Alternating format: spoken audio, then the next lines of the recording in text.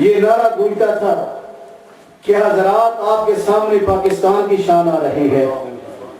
تو اب آپ کے سامنے تشریف فرما ہے کہ مشرق و مغرب کہاں کہاں اللہ نے آپ نے محبوب کی عزت کے ڈنکے بجائے ہیں کی زبان سے، اور اولیاء اللہ کی تعریفات سنوائی ہیں. میری مراد رئیس المتکلمین پیر طریقت رہبر شریعت حضرت علامہ مولانا مفتی سید محمد مختار شاہ صاحب العینی خلیفہ مجاز کچوشہ شریف، آپ یہ تقریر شروع کرنے سے پہلے شایان شان پرزور نعرے کا جواب دیں، اور جو دو دور تشریف فرما ہے میں گزارش کروں گا قریب قریب آ جائیں اور بھرپور انداز میں نعرے کا جواب دیں اور بڑی توجہ سے شاہ صاحب کا خطاب سماعت فرمائیں. نعرہ تکبیر، نعرہ رسالت یا رسول اللہ، نعرہ رسالت یا رسول اللہ، حق اہل سنت والجماعت زندہ باد. لا منازم له ولا مقابل له ولا مساوي له ولا جسم جسم جسم جسم لا ولا قسم قسم قسم قسم لا ولا فريق فرق فرق لا ولا مثيل مثل مثل لا. ونشهد ان لا اله الا الله وان ربوبيته وملوكيته وملكه وملكه وشمسه وقمره وارضه وسمكه وسماءه وحده مهرا ومبرا ومنزا ومؤلى بالجلال وحده من يشرك به في ذاته وعاداته وحياته وصفاته وعنوانه وكلامه متفردا متفكرا متنبرا متنصرا وعليه اللعنة والوبال. ونشهد ان سيدنا وسيد ساداتنا وسيد رفعاتنا وسيد جماعاتنا وسيد لطافاتنا ونورنا ونور ديننا ونور دنيانا ونور آخرنا ونور صدورنا ونور قبولنا وجميلنا واجملنا وشفيقنا واشفاقنا وكريمنا واكرمنا ورفيقنا وارفقنا واميمنا وامامنا وغوثنا ومغيثنا وعيسنا وغياثنا وعوننا ومعيننا وعيننا وعياننا ومرجانا ومابانا ومولانا محمد صلى على محمد وعلى آل محمد صلى على حال محمد صلى على قال محمد صلى على منال محمد صلى على جمال محمد صلى على جلال محمد صلى على قبال محمد صلى على معال محمد صلى على نوال محمد صلى على نقل فضل وصل اسر محمد صلى على بيان قرآن فنقان عثمان بن عفان محمد صلى على جفون جفان محمد صلى على محمد وعلى آل محمد كما صليت على إبراهيم وعلى آل إبراهيم إنك حميد مجيد. أعوذ بالله السميع العليم العظيم الحفيظ الوجه الكريم وسلطانه القديم من الرجس الخبيث المخبث الشيطان اللعين الرجيم وقبيله ونفخه ونفسه وهمزه. بسم الله الرحمن الرحيم. فلا تطع الكافرين وجاهدهم به جهادا كبيرا. صدق الله مولانا العلي العظيم وبلغنا رسوله النبي الكريم ونحن على ذلك لمن الشاهدين والشاكرين والحمد لله رب العالمين. ان الله وملائكته يصلون على النبي يا ايها الذين امنوا صلوا عليه وسلموا تسليما. اللهم صل على سيدنا مولانا محمد المعدن الجود والكرم عليه وبارك وسلم. ایک مرتبہ پہلے سے بھی بالکل بلند آواز سے بولیں.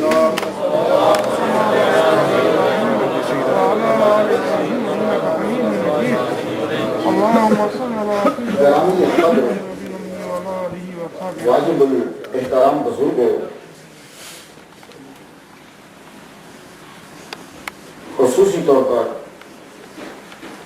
فخر السادات فخر العلماء ہمارے کینیڈا پاکستان عالم اسلام کی شان معروف سکالر جناب بدیع الدین صاحب سہروردین مدثر العالی اور میرے بھائی جو لوگ جانتے ہیں وہ بھی انہیں تو بتانے کی ضرورت نہیں ہے.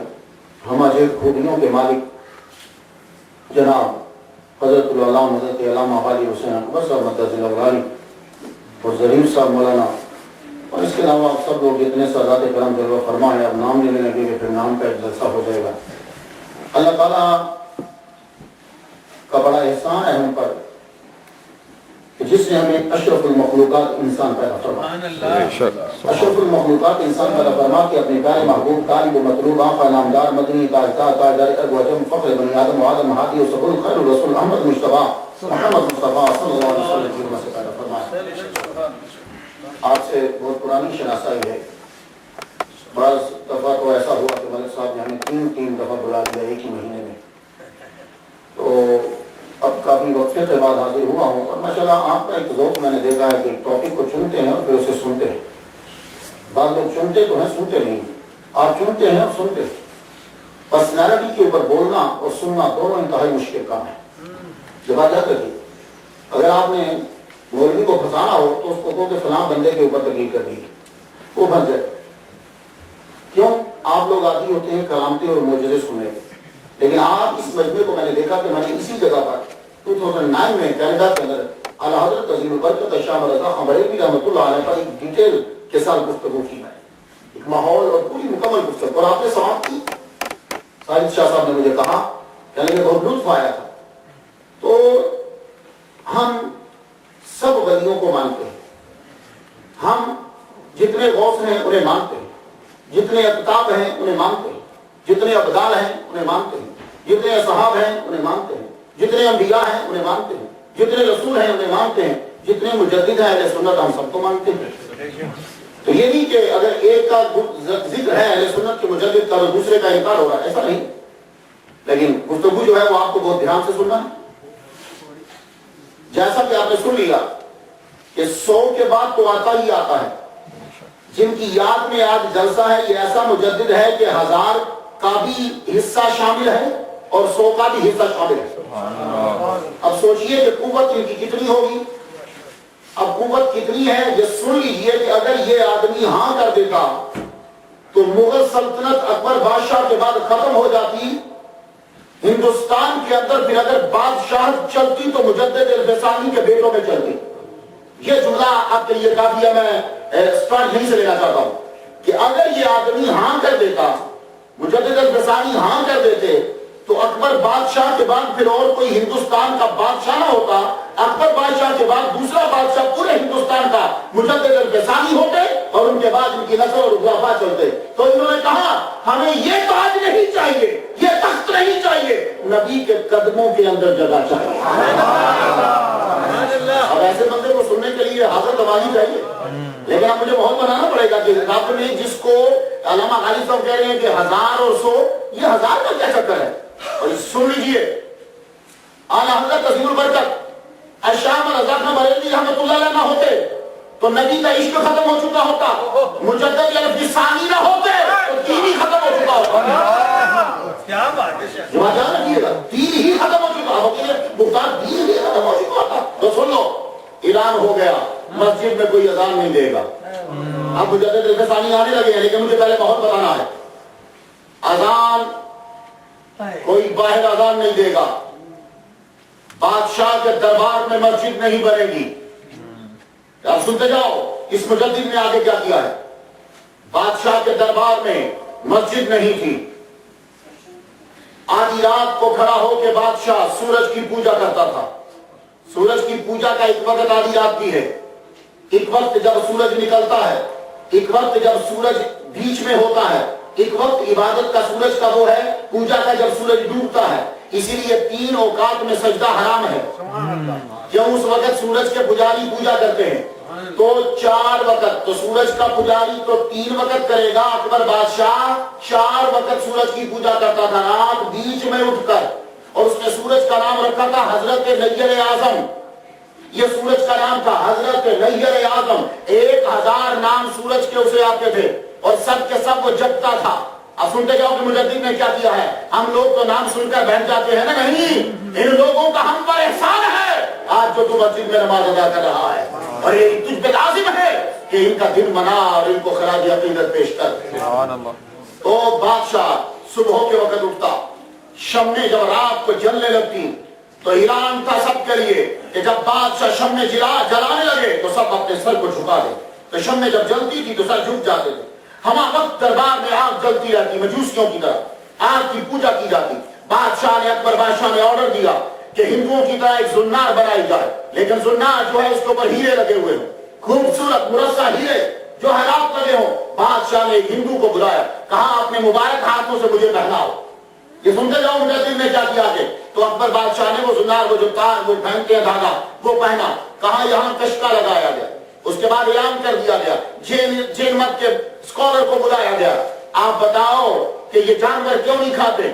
اس نے ایسے عقلی دلائل دیے۔ اکبر بادشاہ نے اعلان کیا آج کے بعد ویجیٹیرین ویجیٹیبل شروع ہوگی، دربار کے اندر گائے کا گوشت حرام، یہ اعلان کر دیا گیا۔ اس کے بعد دربار کے اندر جتنے ملا تھے ان میں دو مولوی تھے، ابو الفضل اور اس کا بھائی فیضی، یہ دونوں بیٹے ہیں مبارک کے۔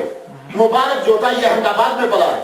احمد آباد جو ہے وہ کبھی گڑھ ہوتا تھا اسماعیلیوں کا، اسماعیلیوں کی ساری تعلیمات اس کے اندر اس نے پرورش کی اپنے بیٹوں ابو الفضل اور فیضی کی۔ ابو الفضل اور فیضی دونوں ایسا بڑا یہ اسکالر اور علامہ ہے، بادشاہ کا بیڑا غرق کر کے رکھ دیا۔ یہ چونکہ خود مسلمان نہیں تھے دونوں، ابو الفضل بھی مسلمان نہیں ہے، فیضی بھی مسلمان نہیں ہے، اس لیے کہ یہ صحابہ کو گالیاں دیتا تھا۔ محمد مصطفیٰ کی نبوت کا یہ ابو الفضل فیضی قائل نہیں ہے۔ میں بھی گفتگو کروں گا، سنتے جانا، بڑی تیزی میں بنیاد بنا رہا ہوں کہ تمہیں سمجھ آئے کتنی بڑی ہستی کو سن رہے ہو۔ ابھی سنتے جاؤ، اعلان کر دیا گیا، دیکھو شراب اگر کوئی رفاہیت کے لیے پیتا ہے اور علاج کے لیے پیتا ہے تو شراب جائز ہے، تو رفاہیت کے لیے اور علاج کے لیے شراب اکبر بادشاہ نے جائز کرا دی۔ آپ پوچھو گے کہ اکبر بادشاہ جس کو دا گریٹ اکبر کہتے ہیں، یہ اکبر مرتد جو تھا جس کو گریٹ بول رہے ہو، یہ ایسا کیوں کہتا تھا؟ اس لیے ابو الفضل فیضی نے اور دربار کے تمام ملا نے، جن میں قاضی ابراہیم شامل ہے، جس میں حاجی عبدالسمی شامل ہے، یہ سارے کے سارے لوگ شامل ہیں، انہوں نے اعلان کیا کہ امام عادل جو ہوتا ہے وہ مطلقاً مجتہد سے افضل ہوتا ہے۔ یہ جب اعلان ہوا کہ وہ مجتہد سے افضل ہوتا ہے تو بادشاہ نے کہا جب میں مجتہد سے افضل ہوں تو میرا حکم جو ہے وہ قرآن کے حکم کے برابر ہے، اور اگر کبھی بادشاہ حکم قرآن کے الٹ دیے تو بادشاہ کا حکم مانا جائے گا، قرآن کو چھوڑ دیا جائے گا۔ سنو ان مجددوں کا ہم پر احسان۔ اب جب یہ ہوا تو حکم جاری ہو گیا، سنو مامے کے گھر شادی کرنا ناجائز۔ سنتے جانا، ابھی سنتے جانا، مجھے ابھی میں مجدد تک پہنچا نہیں، ابھی میں ماحول کے مجدد کو بھیجا کیوں؟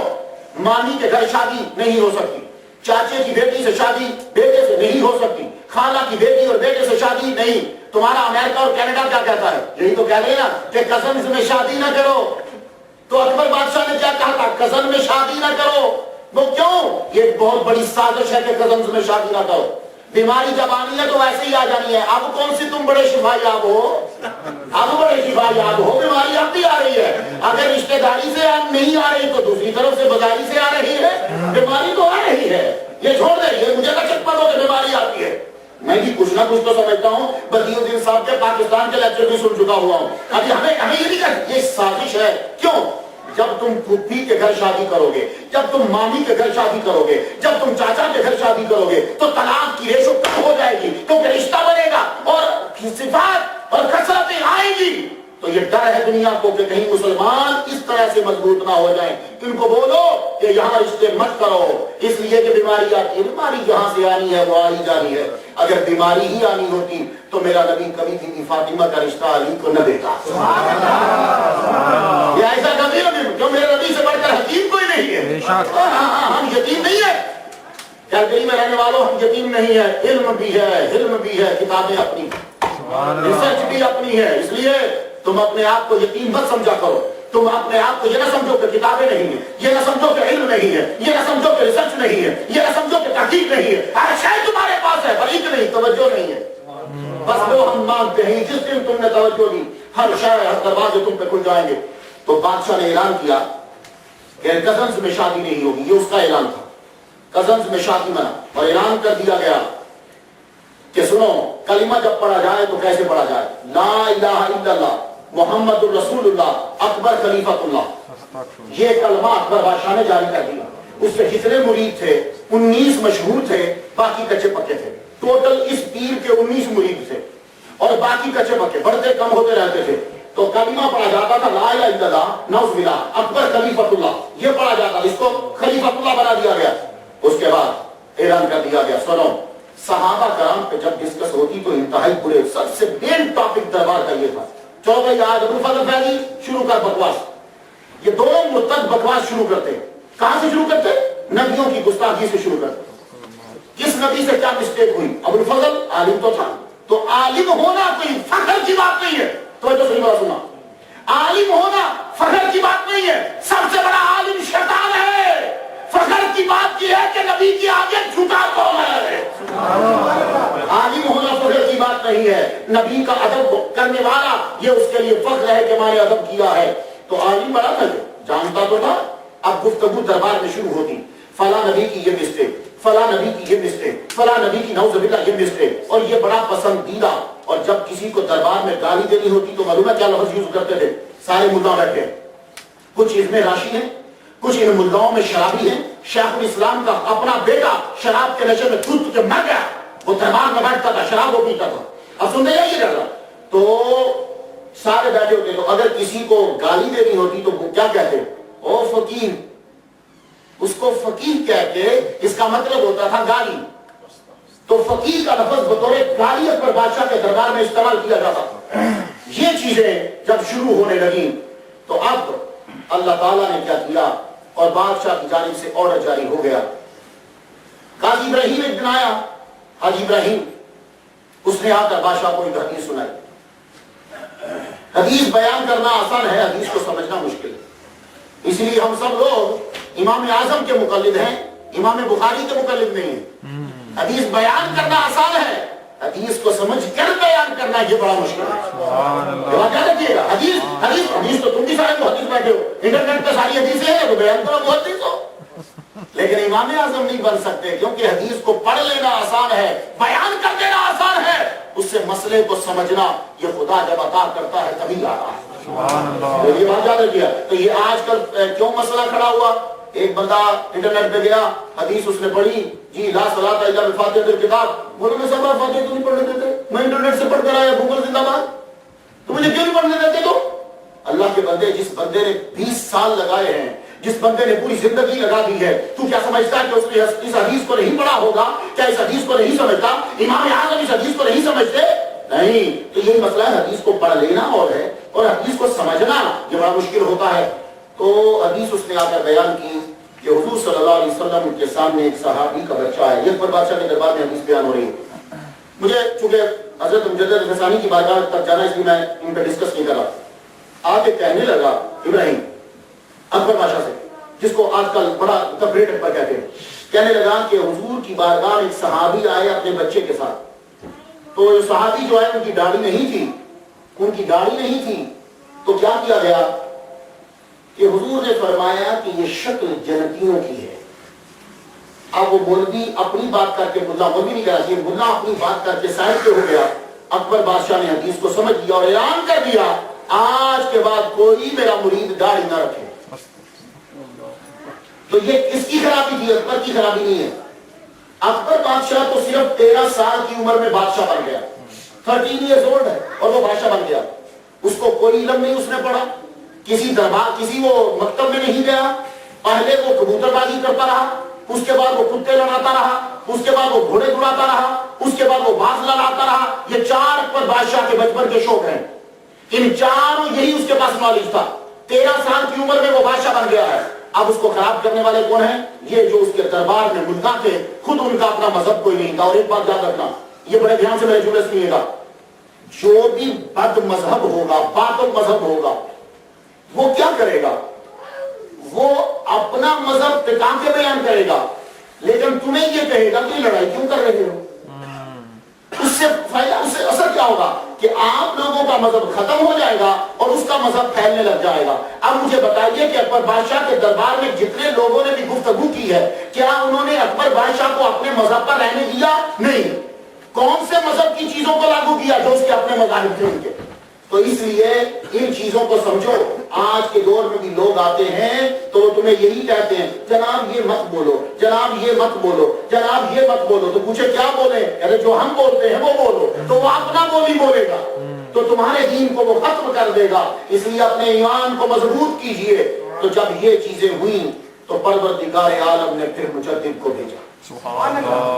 اب ایسا مجدد آئے کہ جو اکبر بادشاہ سے ٹکر لے، اکبر بادشاہ کے ساتھ مجوسی، اکبر بادشاہ کے ساتھ ہندو، اکبر بادشاہ کے ساتھ دوسری سارے مذاہب کے لوگ، اکبر بادشاہ کے ساتھ ایران، اکبر بادشاہ کے ساتھ باقی مذاہب کے لوگ، اکبر بادشاہ کے ساتھ سارے سلطنت اس کے پاس۔ اب وہ آئے کہ جو عمر کا بیٹا ہو، سبحان اللہ۔ اب وہ آئے کہ جو عمر جیسی پاور رکھے، کہ جس کے نام سے کانپ جائیں، मुजद्दद अल-फसानी जिस जगह पैदा हुए उसे सरहद कहते हैं, आजकल वो सिखों के पास है। शाह कमाल रहमतुल्लाह अलैह सरहद पहुंचे तो शाह मखदूम बच्चे को लेकर आए कि बच्चा बड़ा बीमार हो गया है, इसे दम कर दीजिए। पता चला तो शाह कमाल सरहद आए हैं। बुजुर्गों के पास दम करवाना पुरानी रीत है, आला हज़रत से शुरू नहीं हुई, बड़ी पुरानी है, ये आज की बात नहीं है, बड़ी पुरानी है। तो शेख अहमद सरहदी जिन्होंने बिदअतों को खत्म कर दिया और सुन्नत को उभारा, उठाया हुआ है यूं बाप ने, तो जो ही वली कामिल के सामने लेकर आए, शाह कमाल अपनी जगह से खड़े हो गए। कहा हुजूर बच्चे के एहतराम के लिए खड़े हो, कहने लगे ये बच्चा नहीं है, ये बड़ा होकर आफ्ताब रूहानियत है, बड़ा हो के ये चमकेगा और इसकी रोशनी चाहता के आलम में फैलेगा। आपने दम किया और बाप से कहा जाओ जिंदगी में फिक्र छोड़ दो, ये बच्चा बीमार हुआ है, परेशान मत हो, दुनिया से जाता नहीं, रब ने इससे बड़े काम लेने हैं। आप बड़े हुए 7 साल की उम्र में मुजद्दद अल-फसानी रहमतुल्लाह अलैह ने कुरान मजीद हिफ्ज कर लिया। खुश नसीब हो तुम्हारे बच्चे गालिब साहब से हिफ्ज कर रहे हैं, ये बड़े लोगों की अलामत होती है। कुरान हिफ्ज किया 7 साल की उम्र में, हिफ्ज करने के बाद हिफ्ज को महफूज करना होता है। पढ़ू कहाँ? सियालकोट पहुंचे, वहां पढ़ा जहां से आपका मौलवी गालिब हुसैन पढ़कर आए। ये भी सियालकोट के पढ़े हैं और मुजद्दद अल-फसानी भी सियालकोट में था, पाकिस्तानी होता था लेकिन सियालकोट होता था। सियालकोट तशरीफ लाए, यहां सारे उलूम पढ़े, हमारे वली जाहिल नहीं होते, कुरान के आलिम होते हैं, हाफिज होते हैं, हदीस को जानते होते, उन्हें नबी की सुनन का इल्म होता है। मुजद्दिद अल-फसानी ने सियालकोट में मुरव्वजा उलूम पढ़ने के बाद अब वापिस चले, पता चला कि दिल्ली मरकज है, सारे मौलवी दिल्ली में जमा होते हैं। मुजद्दिद अल-फसानी 17 साल की उम्र और दिल्ली बढ़ा हुआ बुढ़े मुल्लाओं से, दीन खराब हो गया। मुल्ला खुद इसके सारे के सारे मुल्ला जितने हैं वो, बादशाह वो, अवाम वो, वहदतुल वजूद की इंतहाई बिगड़ी हुई शक्ल सूफियों में नजर आ रही। कोई सूफी चंद छोड़कर सूफी से ही नहीं, हर एक ने वहदतुल वजूद को बिगाड़ के रख दिया। दिल्ली पहुंचे, 17 साल की उम्र हो तो तसव्वुर करो कि क्या हाल होगा। दिल्ली उस वक्त मरकज है। आप जब पहुंचे तो महफिल में वहां पहुंचे जहां सब मुल्ला बैठते, अबुल फजल आया, फैजी भी आया, दोनों भाई। आपने ऐसी गुफ्तगू की कि दोनों ये मुल्ला मुतासिर हुए, क्या लगे कि इसको भी अपने गैंग में शामिल करो, इस बंदे के पास इल्म बड़ा है, शामिल कर लिया। रोज महफिल जमती, अबुल फजल फैजी रोज आता, रोज गुफ्तगू जमती। एक दिन इमाम गजाली पे गुफ्तगू चली, अबुल फजल ने बकवास किया इमाम गजाली के ऊपर रहमतुल्लाह अलैह। मुजद्दिद अल-फसानी के जब पहले कहर और पहला ग़ज़ब है, कहने लगे अबुल फजल आज तो तूने इमाम गजाली के बारे में जुमले बोले हैं, ऐसा मत बोलना, और अगर तू बोलेगा तो मेरी महफिल में दोबारा मत आना, मैं तुझसे गुफ्तगू नहीं करूंगा। अबुल फजल आम मुल्ला नहीं है, अकबर बादशाह का राइट है। क्या समझते हो कि उसको इस तरह गुफ्तगू करना अपने आप को मुसीबत में डालना नहीं है? हाँ, लेकिन फरमाया अबुल फजल समझ गए नहीं, इसे छोड़ना नहीं, माफी मांगी। हुजूर आइंदा कभी इमाम गजाली रहमतुल्लाह पे गुफ्तगू नहीं होगी, मैं कोई जुमला नहीं बोलूंगा।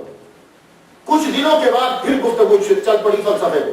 गुफ्तगू चली तो फरिश्तों पे चल पड़ी। अकबर बादशाह फरिश्तों को नहीं मानता, फरिश्तों का मुनकर, मोजज़ात का मुनकर और करामतों का मुनकर, मेराज का मुनकर, सूरज के ये चांद के टुकड़े होने का मुनकर, ये सारी चीजें इन्हीं मुद्दाओं से चली थी उसकी तरफ। गुफ्तगू चली तो अबुल फजल के मुंह से निकला कि फरिश्ते आसमान को कैसे क्रॉस करके आ सकते हैं। यही बात उसने अकबर बादशाह को भी समझाई। ये जो कहते हो कि आसमान को क्रॉस करते हैं फरिश्ते और नीचे आते हैं, तो क्रॉस करने के लिए फटना जरूरी होता है और आसमान के लिए फटना नहीं है, तो फरिश्ते कैसे आते हैं? ये अबुल फजल ने जब थोड़ा सा टच दिया तो मुजद्दिद अल-फसानी फरमाने लगे, जिस तरीके से शीशे में से नजर गुजर जाती है और उसके लिए फटना नहीं है, इस तरह आसमान के लिए भी फटना नहीं है और फरिश्ते गुजर जाते हैं। लेकिन ये जुमला तो मालूम है, अगला जुमला उसने बड़ा खतरनाक बोला। अबुल फजल कहने लगा, मुर्तज़ कहता है, कहता है कि फिर ये किस तरह पता चलेगा कि वो फरिश्ता इस बंदे के पास आया है? नाम नहीं लिया लेकिन नबी की नबूवत पर अटैक कर गया। यही वजह है कि अकबर बादशाह कहा करता था कुरान मखलूक है, कुरान मुतवातिर नहीं है और ये इल्हामी कलाम है, ये साबित करना मुहाल है। ये अकबर कहा करता था। आप ये जुमले सुनते जाइए, تو جب اس نے ابو الفضل نے یہ کہا مجدد الفسانی کی بارگاہ میں کہ کیسے پتا چلے گا کہ فرشتہ اس کے پاس آیا ہے اسی کے پاس، تو مجدد الفسانی کہنے لگے سن تجھے کیسے پتا چلا کہ فارجابی اور ابن سینا یہ جو ہیں وہ سینا جو ہیں یہ حکیم تھے؟ کہنے لگا ابو نصر کی میں نے کتابیں پڑھی، میں ان کی کتابیں پڑھی تو مجھے پتا چلا کہ یہ حکیم ہیں۔ تو مجدد الفسانی کہنے لگے جب تو نے ان دو کی کتابیں پڑھی تو تجھے پتا چلا یہ حکیم ہے، تو ہم نے جب قرآن پڑھا تو پتا چلا جبرائیل محمد کے پاس بلایا ہے۔ اللہ اکبر، یا رسول اللہ۔ قرآن کا لفظ بتاتا ہے کہ محمد صلی اللہ علیہ وسلم کے پاس جبریل آئے ہیں اور سن ابو الفضل آج کے بعد میری محفل میں تو مت آنا، اب میں تیرے رب میں رسالہ لکھوں گا۔ آپ اس کے بعد آپ نے نبوت کے اس بات پر مجدد الفسانی نے رسالہ لکھا۔ تو دلی سے آپ اب چلے واپس سرحد شریف آئے، کہنے لگے دل نہیں لگتا، یہاں کے ملا خراب ہو گئے، جو نبی کا ادب نہیں کرتا ان کے پاس کیا رہنا۔ واپس تشریف لا رہے، تھان سیر سے گزرنے لگے، تھان سیر کا شیخ سلطان کو رات کو میرے نبی خواب میں آئے، فرمانے لگے میرا نائب آ رہا ہے، جب تیرے شہر سے گزرے اسے روک لینا اور جیت بھر کے اس کی خدمت کرنے لگا، اور جب جا رہا ہو تو بیٹی کا رشتہ دینا۔ یہ شیخ سلطان تھانسیر کے وہ جب اس نے رستے میں ہی بٹھا دیے بندے کہ جہاں سے جب قافلہ گزرے تو اس شکل کا لڑکا جب گزر رہا ہو تو روک لینا۔ مجدد الفسانی واپس رہن جا رہے ہیں تو رستے میں تھانسیر میں روک لیا گیا، حضور آپ ہمارے گھر چلیں گے؟ تو میں نے ٹھیک ہے چلتے ہیں، گئے خدمت کی کچھ دن، جب وہ جانے لگے تو حضور ایک عرض کی اور سید الانبیاء کی جانب سے اشارہ ہے کہ اپنی بیٹی میں آپ کے عقد میں دوں۔ تو جو اچھے بچے ہوتے ہیں نا وہ یہی کہتے ہیں جو مجدد الفسانی نے کہا مجھے منظور ہے پر ابا جب تک نہیں کہیں گے میں ہاں نہیں کر سکتا۔ یہ اچھے بچوں کی نشانی ہوتی ہے، اس لیے میں کہا کرتا ہوں اپنے بچوں کو یہ سٹوری ضرور سنایا، گھر کے اندر ضرور سنڈریلا کی سٹوری نہ سنایا کرو، ہمیں نہیں ہوئی آج پتہ نہیں کہاں لے گیا، ڈزنی لینڈ تک گئے نہیں، وہ بچہ پاگل ہو کے مر جاتا ہے، سٹیزن شپ ہو گیا، پورا کہ سنڈریلا نہیں یہ ملے گی بھی نہیں۔ اس کو مجدد الفسانی کا رستہ بتاؤ، اسے اعلیٰ حضرت کا رستہ بتاؤ، اسے میرے نبی کا رستہ بتاؤ، صحابہ کے رستے بتاؤ، یہ مل بھی جائیں گے۔ نعرہ تکبیر، اللہ اکبر، نعرہ رسالت۔ ہم لوگ اپنے بچوں کو یہی یاد کرا رہے ہیں بس، اور ان کو یہ چیزیں ملی بھی نہیں۔ کاش کے نبی کے قدموں تک پہنچا دیتے، ہر شے انہیں مل جاتی۔ محمد مصطفیٰ صلی اللہ علیہ وآلہ وسلم کے حکم کے مطابق آپ کا نکاح شیخ سلطان کی بیٹی سے ہو گیا۔ اب شیخ سلطان نے اتنا جہیز دیا، آپ نے پرانی حویلی کو چھوڑا، نئی حویلی بنائی گئی، نئی حویلی کے اندر شیخ احمد سلامتی رہنے لگے۔ ایک دن پھر بخار ہو گیا، بیوی بیچاری نا امید ہو گئی، خدا کی بارگاہ میں رو رو کے عرض کرنے لگی یا اللہ انہیں بچا لے، روتے روتے آنکھ لگ گئی، آواز آئی فکر مت کرو ہم نے اس سے ہزاروں کام لینے ہیں، ابھی تو ایک بھی نہیں لیا، وہ فکر نہ کریے بچیں گے۔ آپ کو اللہ تعالیٰ نے شفا دی، اٹھے تو فرمانے لگے میرا من چاہتا ہے کہ میں حج کروں۔ اس دور میں حج پیدل ہوتا تو لوگ حج پیدل کرنے جاتے تھے، انڈیا سے تو پیدل حج ہو سکتا ہے، پاکستان سے بھی پیدل حج ہو سکتا ہے، کسی دن کینیڈا سے نہ نکل جانا پیدل۔ میں ایک دن داتا صاحب بیٹھا ہوا ہوں، میں نے کچھ ایک سال تقریر کی ہے، میں ایک بندے سے پوچھا تو کہاں سے آیا؟ کہنے لگا بنگلہ دیش سے۔ میں کہا بنگلہ دیش سے یہاں؟ کہتا یہاں نہیں، میں حج کرنے نکل گیا تھا بنگلہ دیش سے۔ میں کہا بنگلہ دیش سے حج کرنے؟ کہا بس ایک دربار پہ گیا ہوں، انہوں نے یوں مجھے مارا اور کہا جا حج منظور، تو میں پیدل چلا ہوں، تو میں واپس کہنے لگا ایران کے بارڈر پہ پہنچا اور پکڑ کے اندر دے دیا۔ میں کہا انہوں نے مارا تھا تو یہ بھی پوچھ لیتا کہ اندر کتنی مرتبہ جاؤں گا اس طرح، یہ بھی پوچھ لینا تھا۔ تو بھائی پیدل تب لوگ جایا کرتے تھے، بڑا لمبا لمبا راستہ ہوتا تھا، تو آپ پیدل چلنے لگے تو کہاں کہ دہلی سے ہوتے ہوئے چلتے ہیں، تو آپ کے دوست تھے وہاں رکے، دہلی میں رکے۔ دہلی میں جب رکے گفتگو چلی، میں جب غالب صاحب کے پاس آتا ہوں فلاں مسئلہ فلاں مسئلہ فلاں مسئلہ، میں بدی الدین صاحب کے پاس بیٹھا فلاں مسئلہ فلاں مسئلہ فلاں مسئلہ، نظام شاہ صاحب کے پاس بیٹھا فلاں مسئلہ فلاں مسئلہ فلاں مسئلہ، مولوی جب مولوی کے پاس بیٹھے فلاں مسئلہ یا فلاں آدمی، گفتگو جب چل پڑی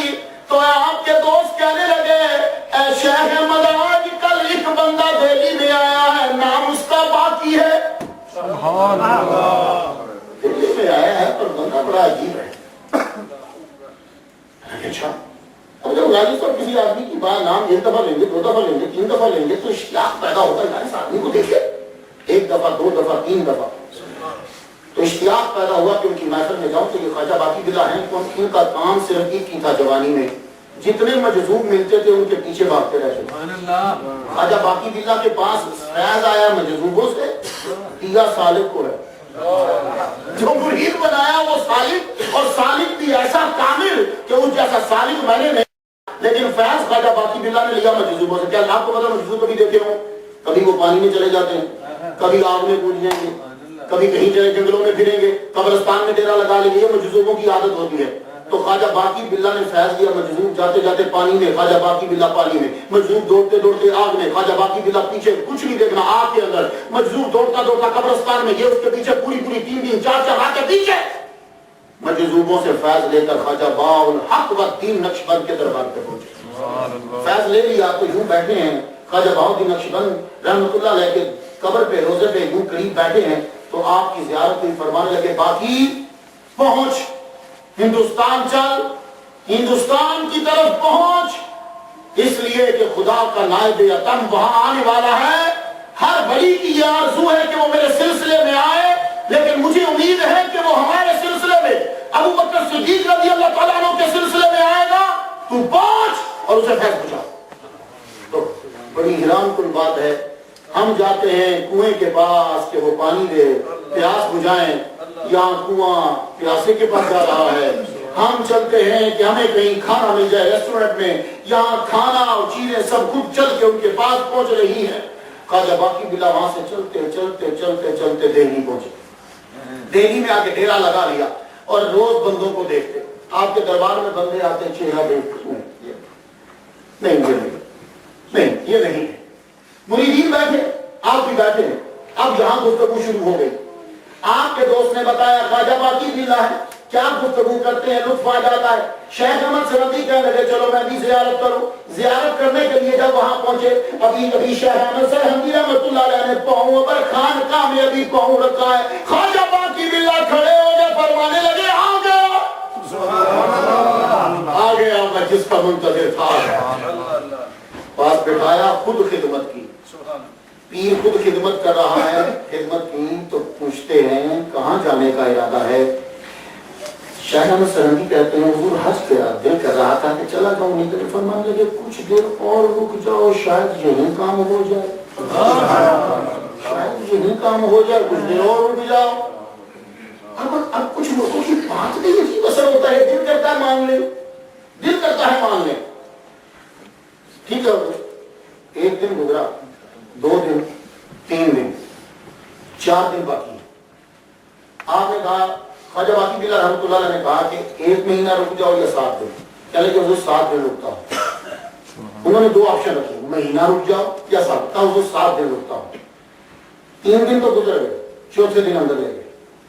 ख्वाजा बाकी बिल्ला रहमतुल्लाह अंदर ले गए, बंद कर दिया दरवाजा बंद करके नजर जब डाली तो 7 दिन पूरे नहीं हुए। कुतुबियत, फर्दियत, कयूमियत, तीनत, इसालत, साबकियत और मुजद्ददियत की सीट पर बैठा दिया।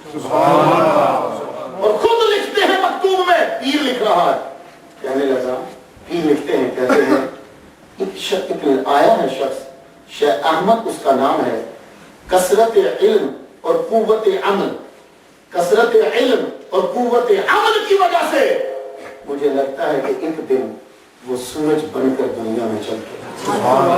ये पीर ने जुमला 7 दिन में पूरा बयान किया। फरमा लगे अब जाओ वापस सरहद चले जाओ। अपने मुरीदीन अक्सर साथ भेज दिए, कब आप जाइए और उससे पहले लाहौर से होते जाइएगा। पीर से मिले, मिलने के बाद लाहौर आने लगे। लाहौर में तब तूती बोलता था जमाल कलवी का, लाहौर के पास सियालकोट, सियालकोट में तूती बोलता था अब्दुल हकीम सियालकोटी रहमतुल्लाह अलैह का, जहां से अलावा सा पड़े हुए अब्दुल हकीम सियालकोटी रहमतुल्लाह। सबसे पहले उन्होंने खत लिखा मुजद्दिद अल-फसानी रहमतुल्लाह अलैह को। जब भी मुजद्दिद होता है आपको पता लोकल मुल्ला दुश्मन हो जाते हैं। मुजद्दिद अल-फसानी के लोकल मुल्ला दुश्मन हो गए। سب سے پہلے عبدالحکیم سیالکوٹی رحمۃ اللہ علیہ نے خط لکھا اور مجدد وہ خط پکڑ پکڑ کے لوگوں کو دکھائے، فرمانے لگے دیکھو سیالکوٹ سے خط آیا ہے۔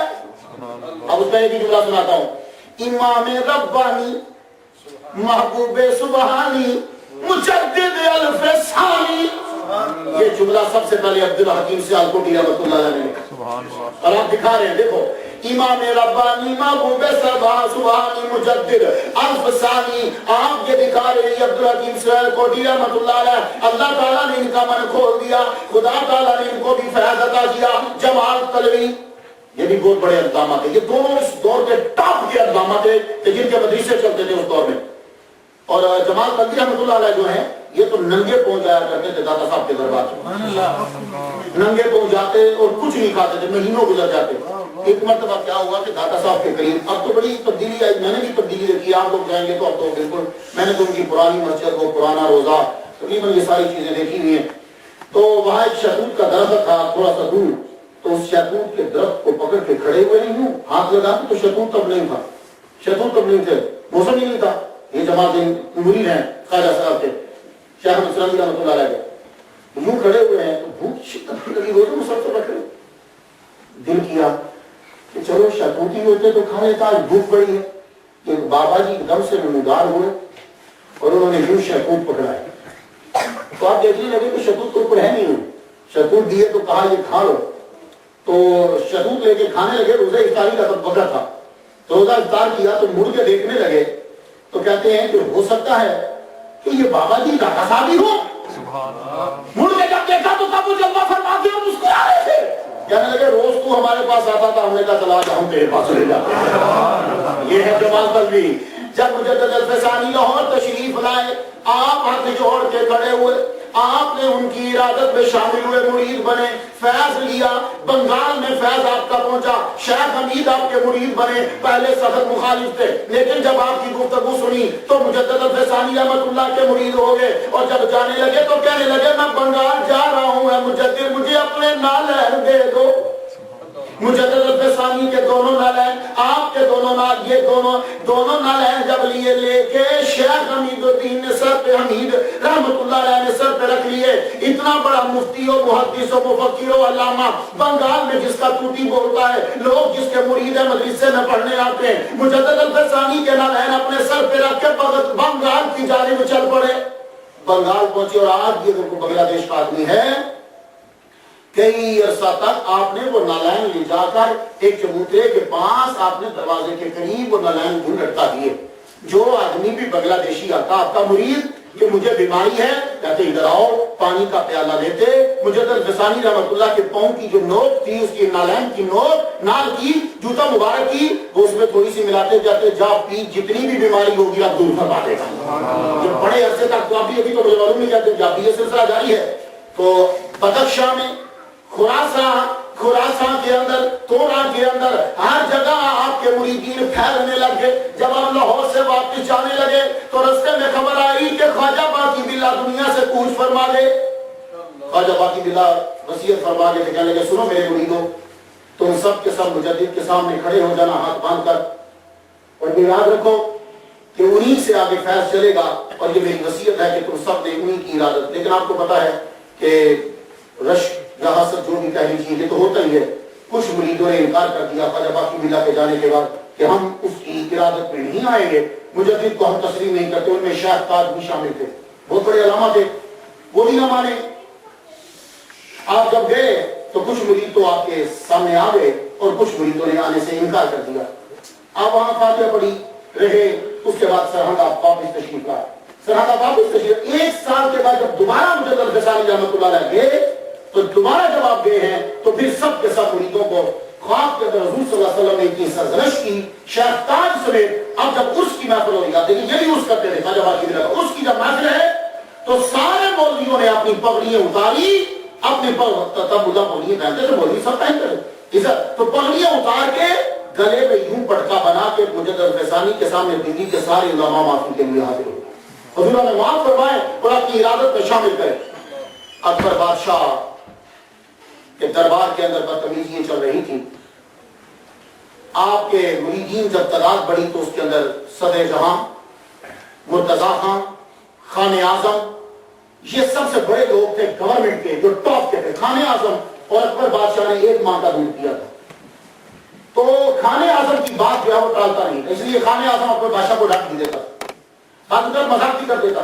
اکبر بادشاہ نے جب یہ ساری اصطلاحات نافذ کر دی، اصطلاحات نافذ کی، تو خان اعظم نے سب سے پہلے روکا. اور مجدد الفسانی رحمۃ اللہ علیہ نے خط لکھا، فرمان لگے اکبر بادشاہ کو روکو ان چیزوں سے، اسے باز کرو، اسے کہو کہ یہ اصطلاحات ختم کرو اور یہ بدعات ساری ختم کرو.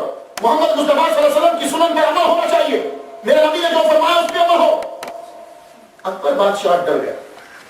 وجہ یہ ہے کہ جب یہ مجدد الفسانی جس دن پیدا ہوئے تھے، اس دن اس نے خواب دیکھا تھا کہ شمال کی طرف، دلی سے شمال کی طرف سے ہوا چلی ہے. اس ہوا نے تخت سمیت بادشاہ کو، اکبر بادشاہ کو اڑا کے پھینک دیا. 7 دن تک اکبر بادشاہ کی زبان نہیں ہلی تھی. زبان سے کچھ لفظ، اتنی حیبت کہ زبان سے کچھ بولا ہی نہیں جاتا. اب جب آپ کا یہ لیٹر پہنچا تو کچھ کام گیا. کیا لگا ٹھیک ہے اعلان کروا دو کہ جو چاہے وہ عمل کرے، جو چاہے وہ عمل نہ کرے. اس کے لیے ہم ایک دن دربار لگاتے ہیں. اب اکبر بادشاہ ایک دربار لگا لے. آپ سنیے ذرا مجدد نے کیا کمال کیا. آپ کا پہلا امتحان شروع ہوا، تبلیغ شروع. اکبر بادشاہ نے اعلان کر دیا میرے محل کے اندر 2 دربار لگیں گے، ایک دربار اکبری، ایک دربار محمدی. دربار اکبری بھی سجایا جائے گا، دربار محمدی سجایا جائے گا، اور لوگوں کو اجازت ہوگی جو چاہے ادھر آ جائے، جو چاہے ادھر آ جائے، جدھر چاہو چلے جاؤ. اس کے بعد تم پکے.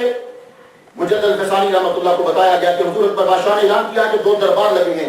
آپ نے فرمایا اس کو کہہ دو یہ بدتمیزی مت کرو، تم تباہ ہو جاؤ گے. ایسا مت کرو، دربار محمدی ہی ہے، اپنا دربار ان کے برابر میں مت لگاؤ. لیکن اس نے اعلان کر دیا دربار لگا. اب سنیے دربار کیسے لگا. اپنے قریب اس نے دربار اکبری لگایا.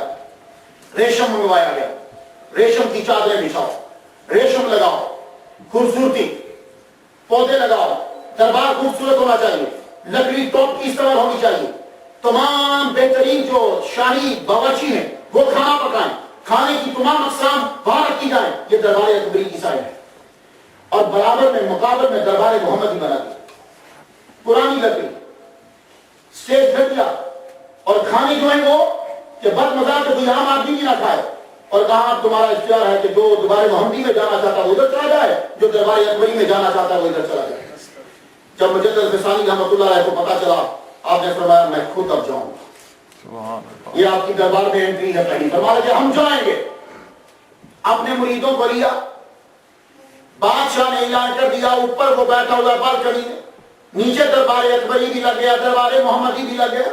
دربار اکبری لگا ساری خوبصورت چیزیں، دربار محمدی لگا کوئی بھی خوبصورت چیز اس نے نہ رکھی. مجدد الفسانی خان اعظم کے ساتھ، مرتضیٰ کے ساتھ، صدر جہاں کے ساتھ، اپنے مریدین کے ساتھ آپ دربار محمدی میں جا کے بیٹھ گئے. دربار اکبری میں لوگ بیٹھنے لگے.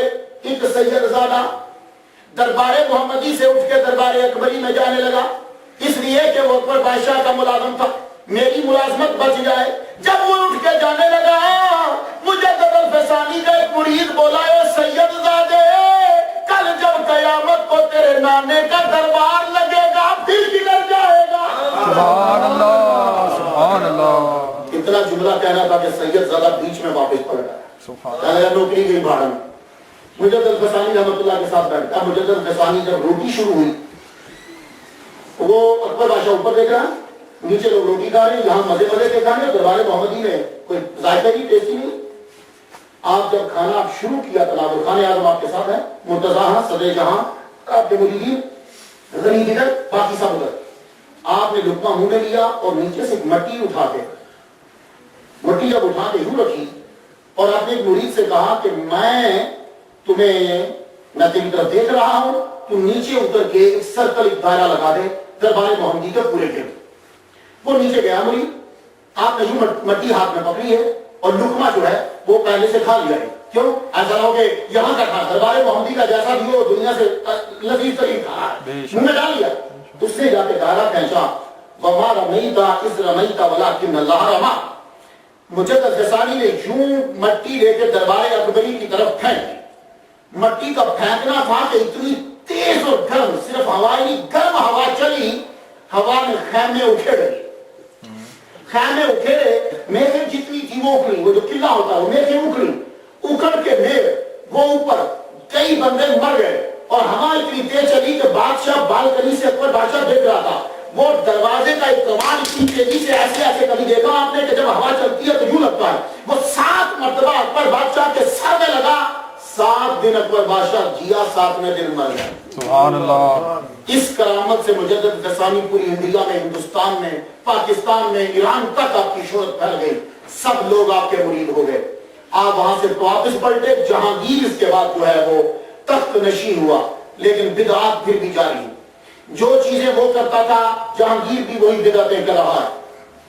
آپ مسلسل خط لکھ رہے، ان چیزوں سے بعد آ جاؤ. آپ کے مریدین بڑھنے لگے. آپ نے فرمایا جتنے بھی صوفیاء ہو وحدت الوجود اب چھوڑ دو. اللہ تعالیٰ نے مجھے وحدت الشہود عطا فرما دیا ہے. تم نے وحدت الوجود کا غلط نظریہ عام کیا ہے. اس کی آگے تشریحات تم نے غلط کی ہیں. اصل میں وحدت الشہود ہے. یہ ساری کائنات اللہ تعالیٰ کی صفات کا مظہر ہے. میرا رب کسی ایک چیز میں اگر آ جائے تو مقید ہو جائے گا. جو مقید ہو جائے وہ رب نہیں ہو سکتا. اس لیے وحدت الوجود اب چھوڑو، تمہیں سمجھ نہیں آئے گی. میں عزت کرتا ہوں، تعظیم کرتا ہوں محی الدین ابن عربی رحمۃ اللہ علیہ کی، لیکن تم ان کے فلسفے کو سمجھ نہیں سکے. اور سنو، وحدت الوجود وجود ولایت صغرا ہے اور وحدت الشہود یہ ولایت کبرا ہے. میں اپنے مریدوں کو، سارے ہندوستان کو ولایت صغرا سے اٹھا کر ولایت کبرا عطا کر رہا ہوں. یہ اس کے اوپر ایم اے میں پورا ایک لیکچر ہوتا ہے، لیکن میں جانا نہیں چاہتا، بڑا مشکل ہے، مجھے بات آگے بڑھانا ہے. آپ نے جہانگیر کا دور شروع ہوا تو جہانگیر نے بھی وہی بدعت شروع کر دی. جہانگیر کا وزیر بنا آصف جاہ. آصف جاہ سالہ تھا جہانگیر کا، بھائی لگتا تھا نور جہاں کا. اب ظاہر ہے کہ جب یہ سالہ صاحب جو کہیں گے وہی بات چلے گی. تو یہ کیا کرتا تھا، کچھ نہ کچھ ڈھونڈتا رہتا تھا. ایران سے نور اللہ شوستری کو منگایا گیا. نور اللہ شوستری کو لاہور کا قاضی بنایا گیا. لاہور کا قاضی بنا، اس نے مجالس المومنین لکھی ہے. یہ ساری بدتمیزی ہمارے اسلام میں ارتکاب کے ہو رہی ہیں.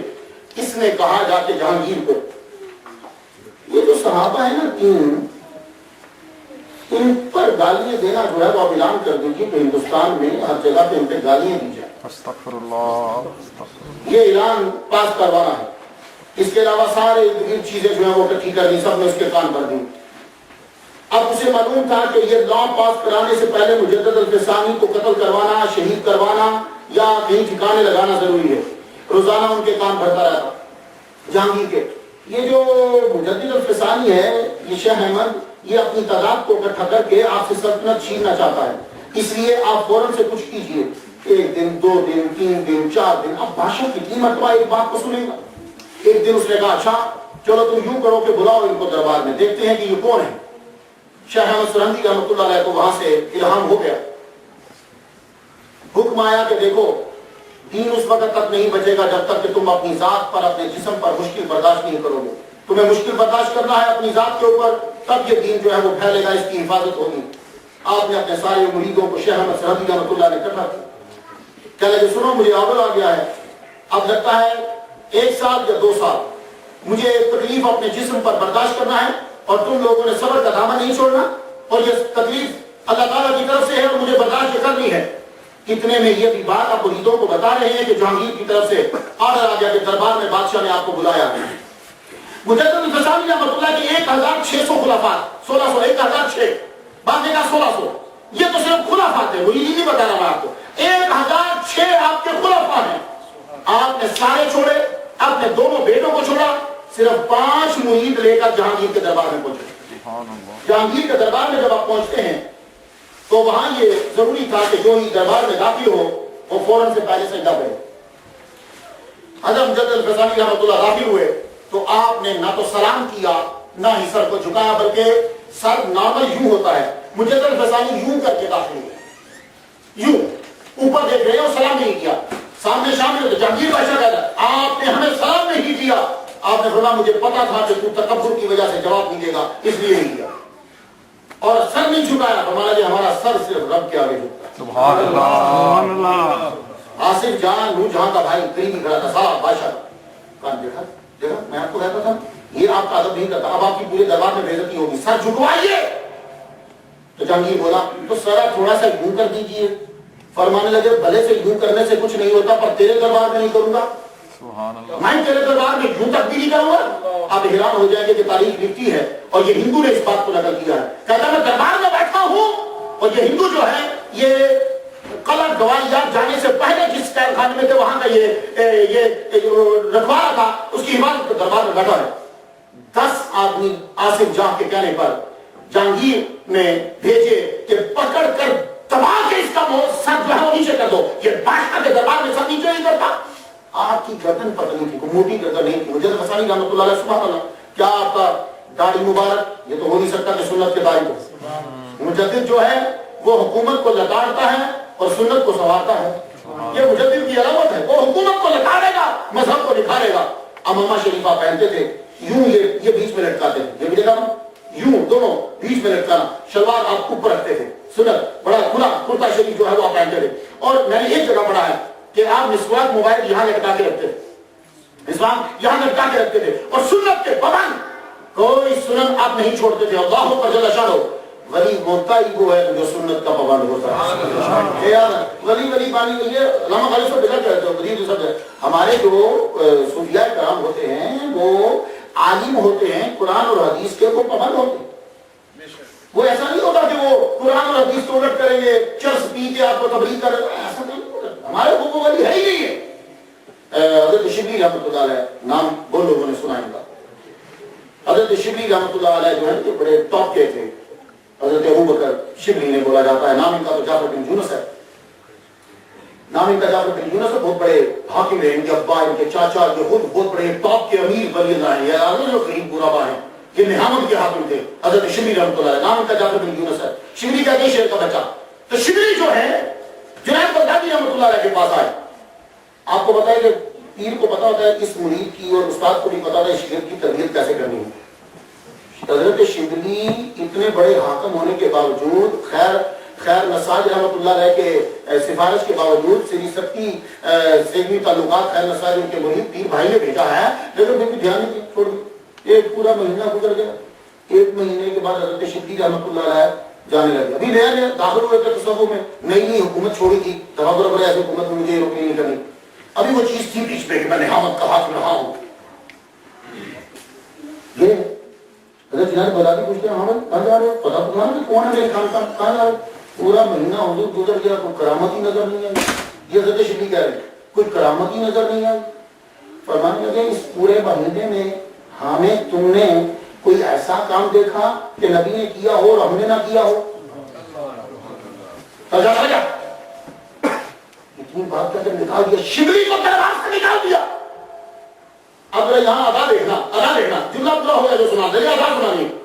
شبلی رحمۃ اللہ علیہ 1 ماہ کے بعد پھر جنگل میں پھرتے پھرتے آ گئے. السلام علیکم. جنید بغدادی رحمۃ اللہ نے وعلیکم السلام تو کیا دیا, ہاتھ پکڑ کے گھما دیا. کیوں؟ یہ تربیت ہے, یہ سمجھ نہیں آئے گی, یہ پیر ہی سمجھے گا کہ یہ وہ ایسا کیوں کرے. اور پھر چلے گئے واپس. حضرت شبلی مہینے کے بعد پھر آ گئے, السلام علیکم. وعلیکم السلام. ہاتھ رکھ دیا. 3رے مہینے پھر آ گئے شبلی رحمۃ اللہ علیہ. اب جملہ سننا, یہ ادائیں ہیں, یہ اب اعتراض نہ کریں, یہ ادائیں ہیں.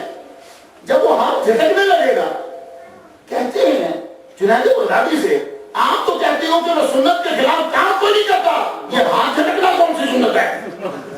یہ ہاتھ جھٹک دینا تو پائے ہے. کیا مسکراہٹ آئی حضرت جنید بغدادی رحمۃ اللہ پہ, آپ نے سینے سے لگا, فرمانے لگے میں تیرے دل سے وہ حاکمیت کا جراثیم ختم کرنا چاہتا تھا کہ وہ تیرے ذہن میں حاکمیت کا جراثیم نہ رہے, ورنہ ہم جانتے ہیں اللہ اکبر جل شانہ. تو بھائی یہ عالم, ان کی کیا چہرہ مبارک دربار میں داخل ہوئے, 10 بندوں نے پکڑ کر آپ کے سر کو دبایا, گردن کی پتلی سی, ناک میں سے خون نکل آیا پر گردن نہ جھکا پا. تو ہندو بیٹھا ہوا اتنا متاثر ہوا آپ کے جذبے سے اور حقانیت سے, جہانگیر نے کہا فوراً پکڑ کے ان کو لے جاؤ. ہندو کھڑا ہوا, جی میں لے جاؤں ان کو اپنے قلعے کے اندر قید کر دوں, وہاں سخت نظر رکھوں گا. جہانگیر نے کہا تم لے جاؤ. لے کر گئے تو پیچھے سے شورش بچا ہوگی. محمد خان, خان اعظم, صدر جہاں, مشتبہ, سب کے سب بغاوت ہو گئی. اللہ اکبر جل شانہ. جہانگیر نے آرڈر دیا کہ ان کو یہاں سے پکڑ کے قلعہ گوالیار کے اندر بند کر دیا جائے. یہ 25 مائل 24 مائل دور ہے, پہاڑی کے اوپر سب سے خطرناک قلعہ, قلعے میں جا کے بند کر دیا گیا. آپ نے قلعے میں پہنچ کے حضرت یوسف علیہ السلام کی سنت ادا کرتے ہوئے قلعے میں بھی تبلیغ کرنا شروع کر دی. کہ اس جیل کے اندر بھی کئی لوگوں کو مرید بنایا، جو دشمن تھے وہ بھی آپ کے ماننے والے آپ کے مرید بن گئے. اور ادھر سے خان اعظم محبت خان انہوں نے بغاوت کر دی. بغاوت جب کی تو جہلم آپ نے سنا ہوگا، لاہور کے حضرت صاحب کو معلوم ہے، جہلم کے دریا کے اوپر لڑائی جہانگیر اور محبت خان، لڑائی شروع ہوگی. اب وہ جنرل ہے کمانڈر ان چیف ہے فوج کو جانتا، اس نے ایسا پینترا بدلا، جہانگیر بھی پکڑا گیا، نور جہاں بھی پکڑی گئی، آصف جہاں بھی پکڑا گیا، تینوں کے تینوں پکڑے گئے، تینوں گرفتار ہو گئے. گرفتار ہو گئے، اندر بند کر دیا.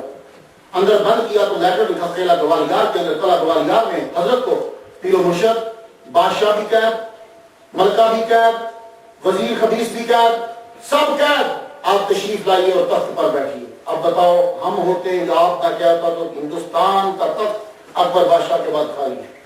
اور آپ کے سارے فوجی، سارے جنرل آپ کے مرید، فوج آپ کے ساتھ، ایران تک آپ کے ماننے والے. اب اگر کوئی مدعا ہوتا تو فوراً تخت پہ بیٹھ جاتا، تاریخ چینج ہو جاتی. آپ نے قلعے کے اندر سے، جیل میں سے خط لکھا، محمد خان تجھے پیر اعظم دیتا ہے، بادشاہ کو تخت پہ بیٹھا اور اسی طرح ہاتھ باندھ کے کھڑا ہو جیسے پہلے کھڑا ہوتا تھا، پر سجدہ مت کرنا. یہ ہے مجدد. اسی وقت چھوڑا، جہانگیر کو چھوڑا، نور جہاں کو چھوڑا، تخت پہ بٹھایا، آگے یوں کھڑے ہوئے جیسے کھڑے ہوتے تھے. کہا میں سجدہ تمہیں نہیں کرتا، لیکن ایک بات تجھے دکھا دو جہانگیر، جس کی تو مخالفت کرتا تھا اسی پیر کی آرڈر کی وجہ سے میں نے تیرا سر قلم نہیں کیا، تجھے میں نے دوبارہ تخت پہ بٹھایا. اب جہانگیر کی آنکھ کھلی، ہوش آیا، کہنے لگا حضور کو بلاؤ، قلعہ سے نکالو، وہ واپس آئیں تو میں ان کی زیارت کرنا چاہتا ہوں، میں خدمت کرنا چاہتا ہوں. آپ کو آرڈر پہنچا کے بادشاہ نے آرڈر دے دیا قلعے سے نکلو. فرمانے لگے میں نہیں نکلوں گا جب تک شرطیں پوری نہ ہوں گی. یہی حضرت یوسف علیہ السلام نے کہا تھا جب بادشاہ نے کہا آپ آئیے دربار میں آ جائیے. ذرا دیکھو نا کیسا مجدد ہے، ہر نبی کا اثر پڑ رہا ہے. تب بھی بادشاہ ویٹ کر رہا ہے، آج بھی بادشاہ ویٹ کر رہا ہے. تب بھی بادشاہ نے بندے بھیجے اور یوسف علیہ السلام نہیں آئے تھے. آج بادشاہ نے بندے بھیجے، مجدد غزالی نہیں آئے. کہنے کی شرطیں، کہا کیا؟ شرطیں یہ ہیں، بادشاہ گائے خود اپنے ہاتھ سے ذبح کرے گا، ایک. دوسری بات، دربار کے اندر دروازے کے اوپر ایک مسجد بنائی جائے گی. باقی باتیں اور سجدہ کوئی بھی دربار میں نہیں کرے گا. اور جتنی مسجدیں گرائی گئی اور مندر بنائے گئے، میں یہ نہیں کہتا کہ مندر گراؤ، لیکن جتنی مسجدیں گرا کے مندر بنائے گئے وہاں دوبارہ مسجدیں جو ہیں وہ بنائی جائیں اور شریعت کا آرڈر کر دیا جائے. اور یہ جتنے حرام کام تم نے شروع کیے ہیں یہ سب کے سب روکے جائیں. اس نے کہا حضور میں سائن کرتا ہوں، میں مانتا ہوں جو آپ فرمائیں گے وہی ہوگا. ایک دفعہ آپ میرے پاس تشریف لائیے. حضور وہاں سے قوالیات کے قلعے سے چلے کشمیر پہنچے. اب آ جائیے ظریف صاحب کے علاقے میں. کشمیر پہنچے، شیخ احمد سلمدی رحمۃ اللہ کشمیر پہنچے. جہانگیر نے ادب کیا، کھڑا ہو کے رستے میں استقبال کے لیے پہنچا. مجدد الفسانی جہانگیر کے دروازے میں پہنچے. جہانگیر جو ہے ایک دن، دو دن، تین دن، بڑا عرصہ جہانگیر کے دربار میں رہے. سب سے پہلے جہانگیر نے اپنے ہاتھ سے گائے کو ذبح کیا. گائے کو ذبح کیا، اس گائے کے گوشت کے کباب بنائے گئے. محفل سجی، بادشاہ بیٹھا ہے، مجدد الفسانی نے اللہ کا نام لے کے کباب جو ہے وہ گائے کے گوشت کے کھائے. اعلان ہو گیا گائے کا گوشت بادشاہ نے حرام نہیں کیا، سب لوگ کھایا کرو اور گائے جو ہے اس کا گوشت ملے گا تم لوگوں کو. ابھی حال ہی میں حیدرآباد میں یہ بڑی گزری ہے، حیدرآباد انڈیا کی بات کر رہا ہوں. وہاں کسی نے بڑی، ابھی معلوم نہیں ہے سچویشن کا، وہ مجھے معلوم ہے، وہ گائے ذبح کر ڈالے مسلمانوں نے. ہندوؤں نے غصہ ہو گیا، لڑائی شروع ہوگی، کرفیو لگنے کا بھی اندیشہ تھا. لیکن میں کلپ دیکھ رہا ہوں کہ ہندوؤں نے کیا کیا، کسی مسلمان نے گائے ذبح کی تھی، اس کا سارا گوشت اٹھا رکشے میں ڈالا، رکشے میں ڈال کے لے گیا تو گندے نالے میں پھینک رہا. تو وہ پورے کسی نے پتہ نہیں اپنے نہیں بھر کے ڈال دیے فیس بک پہ، گائے بھی دے رہا تھا مسلمانوں کو اور گائے پکڑ کے گندے نالے میں پھینک رہا. تو اگلے بندے نے کہا اور ظالم تو اپنی ماں کی کتنی ادب کر رہا، یہ گائے اگر مسلمان کھا جاتا تو تب زیادہ ہوتا، تو ماں اٹھا کے گندے نالے میں پھینک رہا، یہ ماں کا ادب ہے.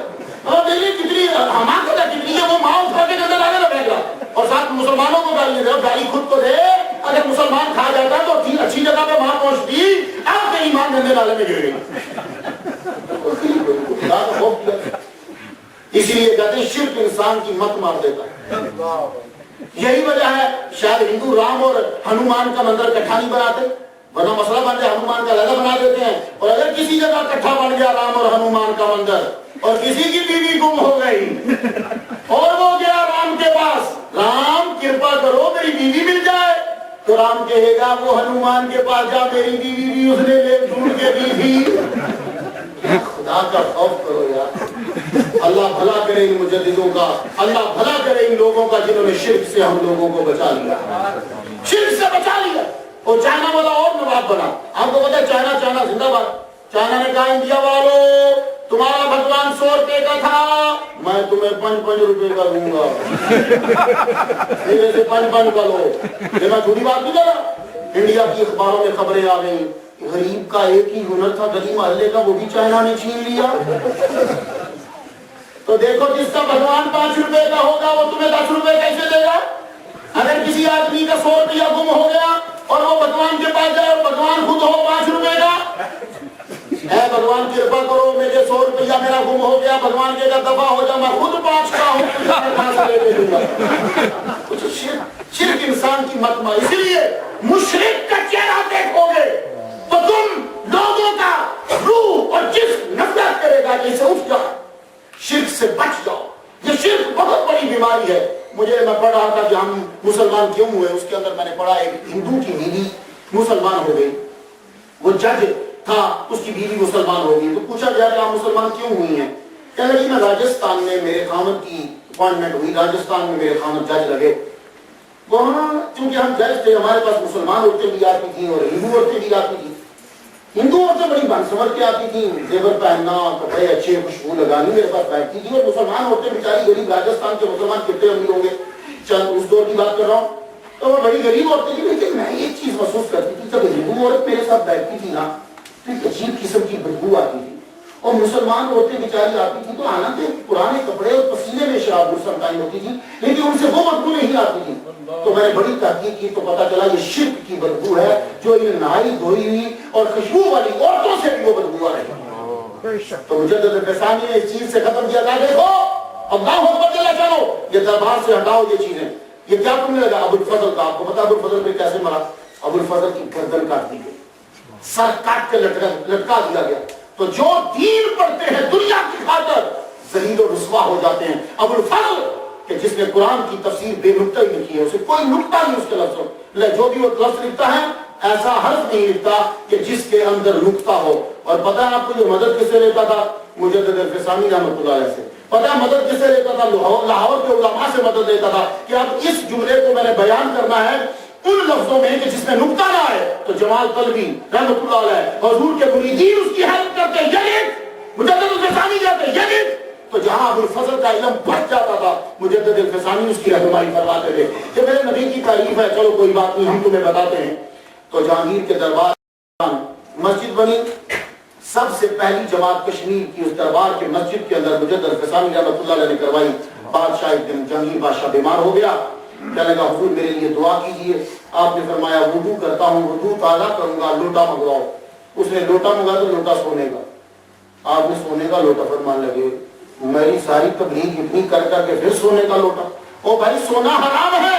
تو بادشاہ کی تعلیم دیکھو، کہنے لگا جی حرام کیا ہوتا ہے؟ یہ جہانگیر بادشاہ پوچھ رہا حرام کیا ہوتا ہے؟ تو جب بادشاہوں کو یہی نہ پتا ہو حرام کیا ہوتا ہے تو خاص حکمرانی کرے گی۔ جو تمہارے مدرسے کا پڑھا ہوا نہیں ہے وہ تم پہ حکمرانی کیسے کر سکے گا؟ جو جس کے پاس تمہاری تعلیم بھی نہیں ہے وہ تمہاری حکمرانی کس طریقے سے کر سکے گا؟ اپنے حاکم وہ بناؤ جو تمہارے مدرسے کا پڑھا ہو، حاکم اسے بناؤ جو تمہاری گلیوں میں چلتا ہو، حاکم اسے بناؤ کہ جو تمہارے معاملات کو جانتا ہو۔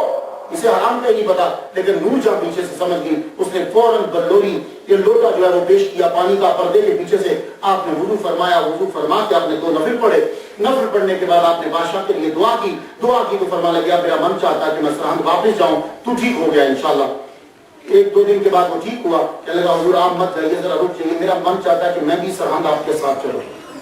جہانگیر بادشاہ مجدد الفسانی رحمۃ اللہ کے ساتھ سرہند آیا، سرہند پہنچا، آتے ساری آپ کو پتا بادشاہوں کا رہنا سہنا اور ہوتا ہے، فقیروں کا اور ہوتا ہے۔ وہ جب گزرا تو مکان سرہند کے ٹیڑے میڑے تھے، اس طرح کو بنا غریبوں کی آپ کو پتا جسے دل کیا بنا دیا، یہ کوئی امریکہ اور کینیڈا تو نہیں ہے نا بھائی یہاں یہ نہیں بن سکتا، یہاں یہ نہیں بن سکتا، اور جس کا جہاں دل کرے وہاں مکان بنا دیا۔ بادشاہ نے کہا گراؤ، مجدد الفسانی رحمۃ اللہ شیخ احمد سندھی کے گھر میں جاتے ہوئے رستہ سیدھا نہیں ہے، ابھی 4 ہی مکان گرے تو کسی نے روتے ہوئے کہا حضور مکان ہمارے گر رہے۔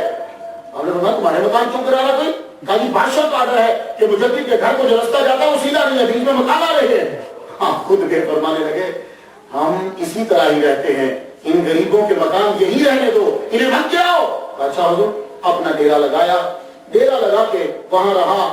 کھانے اب کہا مجدد ثانی رحمۃ اللہ فرمایا بادشاہ اب تیرے باورچی کھانا نہیں پکائیں گے, تو کچھ نہیں کرے گا, اب جتنے دن تو رہے گا تیری ضیافت یہ اللہ کا فقیر کرے گا. مجدد ثانی رحمۃ اللہ علیہ کے باورچی نے کھانا پکایا, ایسے میٹھے اور ایسے کھانے پکائے, اب پتہ نہیں کون پکاتا تھا. تو کھانے پکا کے جب جہانگیر کے سامنے پیش کرے کھائے تو کہ حضور اس کی ریسیپی جو ہے وہ میرے ذرا باورچی کو بتا دیجیے. حضور دوسرے دن پھر کہا اس کی ریسیپی ذرا میرے باورچی کو بتا دیجیے گا. آپ مسکرا پڑتے, فرمانے لگے اچھا جتنے دن ضیافت وہ رہنا چاہتا تھا رہا. اس کے بعد روانہ ہونے لگا, کہنے لگا حضور آپ میرے ساتھ چلیں گے. آپ نے فرمایا تھوڑی دیر سوچا تو شاید الہام ہوا آپ کو کہ ابھی آپ کی زندگی کچھ باقی ہے, آپ چلیے. آپ کو یہ پتا چل گیا تھا اور الہام ہو چکا تھا کہ آپ صرف 63 سال زندہ رہیں گے اور یہ 62واں سال ہے. آپ چلے, 19 سال گزر چکے ہیں جہانگیر کے ساتھ رہتے ہوئے, 19 سال بادشاہ کے ساتھ رہ کے ہندوستان میں کتنا ہمارے دین کو بچایا. اور آج ہم ان کا نام کم جانتے ہیں, ہم ان کے بارے میں کم فاتحہ پڑھتے ہیں. اور اتنے بڑے عالم دین 20 سال تک جہانگیر کی فوج میں رہ کے فوج کی تربیت, جہانگیر کے ساتھ رہ کے جہانگیر کی تربیت. آپ کے فرمایا ٹھیک ہے چلتا ہوں میں تمہارے ساتھ. کچھ کام یاد آئے, گنگا کے کنارے پہ جا کے ڈیرا لگا لیا. پڑاؤ کیا بادشاہ نے گنگا پہ, آپ نے وضو فرمانا تھا تو گنگا کا پانی لا کے فرمانا کہ میں گنگا کے پانی سے وضو نہیں کروں گا. یہ مجدد ہے, اس کے ہر کام میں کوئی نقطہ کام, گنگا کے پانی سے وضو نہیں کروں گا. کیوں؟ کہا اس کی پوجا کرتے ہیں ہندو, اس کے اندر اسنان کرتے ہیں ہندو. اور آپ سن لیجیے جا کے تحقیق کر لیجیے, میں بڑی کتابوں میں پڑھا ہے ہندو جب گنگا کے اوپر دنیا کا سب سے بڑا میلہ پانی پہ جو لگتا ہے وہ گنگا پہ لگتا ہے. پانی کے اوپر جو میلہ دنیا کا سب سے بڑا پانی کا میلہ لگتا ہے. اور کیسے لگتا ہے سنو, یہ سب سے پہلے جاتے ہیں اپنے پروہت کے پاس. وہ کیا کرتا ہے کہ گائے کا یورین ان کو دیتا ہے, اس سے یہ ہاتھ اور منہ دھوتے ہیں. اس کے بعد یہ چھلانگ لگاتے ہیں گنگا کے اندر کہ اب ہم پاک ہو گئے. یہ بات یاد ہے. اس کے بعد اسی لیے شاہ رب الحق صاحب مکہ سے مجھے دعا کیجیے اللہ تعالیٰ سے کامل اجر عطا فرمائے. شاہ رب الحق صاحب فرماتے تھے بھائی بڑے دھیان سے ہندو کی مٹھائی کھایا کرو, کیونکہ ان کے نزدیک گائے کا پیشاب بھی متبرک ہوتا ہے, کھوچا یہ بھی زمزم کی طرح سمجھ کے چھڑکتے ہو. بڑے لوگوں سے میں نے سنا وہ جی ہندو مٹھائی بڑی زبردست بناتا ہے. اچھا دیکھ تیرے ٹیسٹ میں ڈیولپمنٹ تو نہیں ہو گئی تھی, وہ خدا کا خوف کیا کرو, اپنے مسلمانوں کے ہاتھ کی مٹھائی کھایا کرو. تو یہ شاید اللہ صاحب اللہ جو ہے ان پر رحمت ہے, فرعون ان کی زندگی جو ہے سال اور بڑے, کیونکہ ایسے لوگوں کی ہمیں ضرورت ہوتی ہے. اللہ جل شانہ مجدد ثانی نے فرمایا میں گنگا کے پانی سے وضو نہیں کروں گا. کہا حضور پھر کیا کریں؟ فرمانے لگے جاؤ کہیں اور سے میرے لیے پانی ڈھونڈ کر. 9 مائل دور بندہ جاتا تھا, وہاں ایک کنواں تھا, وہاں سے پانی لے کر آتا, مجدد ثانی اس پانی سے وضو فرماتے, پھر نماز جو ہے وہ ادا کرتے. اس کے بعد جب بادشاہ اپنی جگہ پہ پہنچ گیا, آپ نے فرمایا مجھے اجازت دیجیے, میں چاہتا ہوں خواجہ میری چشتی رحمۃ اللہ علیہ کے دربار پہ حاضری دے دوں.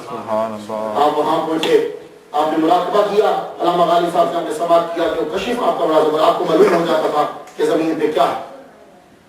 ایک دفعہ آپ جنوب مشرق کی جانب زور کی نماز ادا کرنے کے بعد آپ گئے. سب سے پہلے ہندوستان کے اندر اگر ندیوں کے بارے میں کسی نے اطلاع دیا تو مجدد ثانی. ادروائز جمہور علماء کا یہ خیال تھا پہلے کہ ہندوستان میں کوئی ندی نہیں آیا, لیکن آپ نے فرمایا کہ 3 رسول آئے ہیں اور 40 جو ہیں کریم نبی آئے ہیں. یہ مجدد ثانی کی ایک روایت ہے, اور ایک روایت یہ ہے کہ 4 ٹوٹل آئے, یہ ایک روایت یہ. تو 3 رسول جو ہیں وہ انڈیا میں آئے, اور آئے بھی کہاں؟ سرہند میں آئے. یہ وجہ رکھیے, سرہند میں ان کی قبریں ہیں. اور آپ نے ٹیلے پہ چڑھ کے ظہر کی نماز کے بعد جب مراقبہ کیا تو مجدد ثانی فرمانے لگے کہ مجھے معلوم پڑا ہے کہ 3 رسولوں کی قبریں ہیں یہاں. یہ مجدد ثانی رحمۃ اللہ علیہ نے بتایا. تو اس کا مطلب یہ ہوا کہ انڈیا جو ہے, ہندوستان جو ہے, بڑی متبرک زمین ہے کہ ہمارے ابا آدم بھی ادھر ہی آئے تھے. انشاءاللہ موقع ملا تو وہاں جائیں گے. اسی لیے سب سے بہترین مسالے جو ہیں وہ انڈیا کے ہیں پوری دنیا میں. یہ جو زیادہ تر لوگ مسلمان ہیں انڈیا سائڈ کے, یہ دریاؤں کے کنارے اور اس کے, یہ وہ عربی یہاں سے مسالے لینے آتے تھے, یہاں وہ کپڑا بیچتے تھے, یہاں سے مسالے, الائچی, یہاں کی کالی مرچ, یہاں کی لونگ, ایسا جو ذائقہ پوری دنیا میں نہیں ہے, جو مسالے بھی کہیں نہیں ہے. یہ مسالے صدقہ ہے آدم کا. جب آدم علیہ السلام جنت سے آئے تو ان کے یہاں وہ پتا تھا، اس جنت کے پتے کی خوشبو کی وجہ سے رب نے آپ کو اتنے مسالے عطا کر دیے. سبحان اللہ. یہ نبیوں کی چیزیں ہوتی ہیں مس کی ہوئی اور مختلف جگہوں کی جن سے برکت حاصل ہوتی ہے. تو آپ نے یہ اطلاع دی تو آپ جب خواجہ صاحب کے دربار پہ پہنچے، خواجہ کے در پر بڑے بڑوں نے حاضری کی. ہاں ایک کے لیے ضروری رہا کہ خواجہ کے در پہ حاضری دے. وہ فلم کا بادشاہ تھا، دنیا کا بادشاہ تھا، علم کا بادشاہ تھا، روحانیت کا بادشاہ تھا، وہ جو بھی تھا اسے ایک مرتبہ ضرور اس در پر حاضری دینا پڑی ہے کہ دیکھو اصل بادشاہ یہ لوگ ہوتے ہیں. یہی وجہ ہے کہ ایک انگریز نے انگلینڈ میں جا کے کہا، جب لوگوں نے پوچھا کہ بتاؤ تم نے انڈیا میں کیا دیکھا، توقع تھی کہ لال قلعے کا ذکر ہوگا، توقع تھی کہ شاید حرم منار کا ذکر ہوگا، توقع تھی کہ شاید تاج محل کا ذکر ہوگا. کہنے لگا انڈیا میں نے ایک چیز دیکھی، ایک قبر میں لیٹا ہوا سب زندوں پہ حکومت کر رہا ہے. سبحان اللہ. ایک قبر میں لیٹا ہوا سب زندوں پہ حکومت کر رہا ہے. اور اورنگزیب اس کو بھی مجدد کہا گیا. بات سن لو، مجدد جو ہوتا ہے یہ مجدد ضروری نہیں کہ ایک سینچری میں ایک ہی ہو. ابھی اعلیٰ حضرت ڈاٹ نیٹ سے جو لسٹ جاری ہوئی ہے، کسی سینچری میں 6 مجدد ہیں اور کسی سینچری میں 3 مجدد ہیں، کسی سینچری میں 2 مجدد ہیں، کسی سینچری میں 4 مجدد ہیں، کسی سینچری میں 5 مجدد ہیں. اور جس دور میں اعلیٰ حضرت عظیم البرکت شاہ رضا بریلوی رحمۃ اللہ مجدد ہوئے، اعلیٰ حضرت کے .com سے یہ لسٹ نشر ہوئی کہ اس دور میں 3 مجدد تھے. سبحان اللہ. دوسرا مجدد جسے تسلیم کیا گیا وہ یوسف نبہانی رحمۃ اللہ علیہ. یہ میری لسٹ نہیں ہے، یہ اعلیٰ حضرت کے ویب سائٹ سے جاری ہوئی. تو اس لیے پریشان نہ ہوا کریں. اگر کوئی آدمی، میں نے اپنی کتاب میں بسم اللہ الرحمن الرحیم، اس میں نے لکھا تھا امیر دعوت اسلامی مجدد مسلک اہل سنت. یہ سب سے پہلے میں نے لکھا، بڑی پرانی 80s کی بات ہے. تو بھائی ایک دور میں کتنے ہی مجدد ہیں. اللہ تعالیٰ کسی کو 1 کوالٹی دیتا ہے، کسی کو 2 دیتا ہے، کسی کو 3 دیتا ہے. لیکن مجدد الفسانی جب تشریف لائے تو تمام اقطاب اکٹھے ہو گئے. غوث پاک بھی تشریف لائے، سب کے سب تشریف لائے. ہر ایک نے یہ کہا کہ فیض ہم دیں گے. غوث پاک نے بھی کہا میں فیض دوں گا. ہر ایک نے کہا فیض ہم دیں گے. سلسلہ سہروردیہ، قادریہ، چشتیہ، نقشبندیہ سب اکٹھے ہو گئے. پھر میرے نبی نے آ کے فیصلہ کیا تھا، سنو ضرورت نہیں، کیونکہ ان سے جس کی طرف یہ ہوتے اس کا سلسلہ پوری دنیا میں پھیلتا. آپ نے فرمایا سلسلہ تو نقشبندیہ ہی چلے گا، لیکن تم جمع خاطر رکھو جو جس جگہ اس کا نام چلے گا ہر سلسلے کو فیض ملتا رہے گا. اور آپ جب تک تھے تب تک سہروردیہ، چشتیہ، قادریہ، نقشبندیہ چاروں میں بات کرتے تھے. جب آپ دنیا سے رخصت ہونے لگے آپ نے فرمایا سنو اب میرے بعد صرف 2 میں بات کرنا میرے مریدوں، یا قادریہ میں کرنا یا نقشبندیہ میں کرنا. سبحان اللہ. یہ آپ وصیت فرما کے گئے. اب قادریہ ہے تو فیض ہر جگہ. یہ مجدد جو ہیں آپ خود فرماتے ہیں، حالانکہ آپ کے دور میں شیخ عبدالحق محدث دہلوی رحمۃ اللہ علیہ ملا جیون ہیں، بڑے بڑے علامہ ہیں، شیخ وجیہ الدین ہیں، اور بھی علامہ بڑے مشہور ہیں. لیکن اللہ تعالیٰ نے فیض دیا تو فیض پہنچایا تو اس مجدد کے ذریعے سے پہنچایا. تو شیخ احمد سرحدی رحمۃ اللہ علیہ جب وہاں پہنچتے ہیں، یہ ایسی بارگاہ ہے کہ جہاں بڑے بڑے بادشاہ بھی پہنچے. اور اورنگزیب عالمگیر حاضری دینے کے لیے وہاں پہنچا. یہ باقی بادشاہ تو رہتے تقریباً وہاں تھے. مجدد الفسانی رحمۃ اللہ جب پہنچے تو اورنگزیب بھی عالمگیر بھی پہنچا تھا. ایک دفعہ رستے سے گزر رہا ہے تو ایک نبینا کو دیکھا کہ وہ آپ کے دربار پہ بیٹھا ہوا رو رہا ہے اور دعائیں مانگ رہا ہے. آپ نے فرمایا حافظ جی کتنے عرصہ ہو گیا؟ کہا بہت عرصہ ہو گیا، میں یہاں آنکھیں مانگ رہا ہوں کہ اللہ ان کے صدقے سے آنکھیں عطا فرما دے، پر مجھے آنکھیں مل رہی. فرمانے لگے حافظ جی میں جا رہا ہوں اندر سلام کرنے، میری واپسی تک تیری آنکھیں نہ آئیں تو میں تیری گردن اڑا دوں گا. اور 2 بندے اوپر بٹھا دیے. فرمانے لگے ہو میرے درباریوں جی، ایک حافظ کے سجدے ہو جائے، ایک حافظ کے کندھے ہو جائے. یہ حافظ بھاگے نہ، کیونکہ اگر کھیلے چھوڑ کے جاتے پیچھے سے حافظ بھاگ جاتا. اور آپ کو پتا جو نبینا ہوتا ہے اس کی حصے بڑی ٹیک ہوتی ہے. اور آپ نے فرمایا حافظ بھاگے گا اور میں جا رہا ہوں خواجہ کے در پہ سلام کر لے. اورنگزیب عالمگیر جب سلام کر کے واپس آئے تو حافظ تیری دونوں آنکھیں واپس نہ آئی تو میں تیری گردن اپنے ہاتھ سے اڑاؤں گا.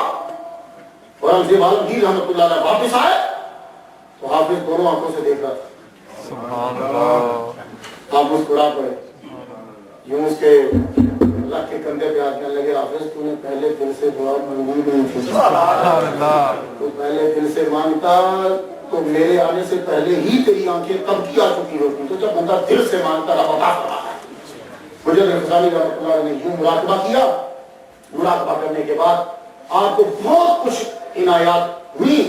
اس کے بعد جو وہاں کے مجر تھے سجادہ، انہوں نے آ کر حضور کو ایک چادر خاص عطا فرمائی. وہ خاص چادر وہ خود ہی رکھتے تھے. وہ چادر عطا کی آپ نے. وہ لی. علامہ صاحب نے فرمایا کہ آپ نے وہ چادر کہا اپنے بیٹے سے کہ جب میں دنیا سے جاؤں تو میرے کفن کے ساتھ اس چادر کو رکھ دے. آپ واپس آ گئے. واپس جب آئے تو آپ کی عمر مبارک جو ہے وہ 62 مکمل ہو چکی ہے.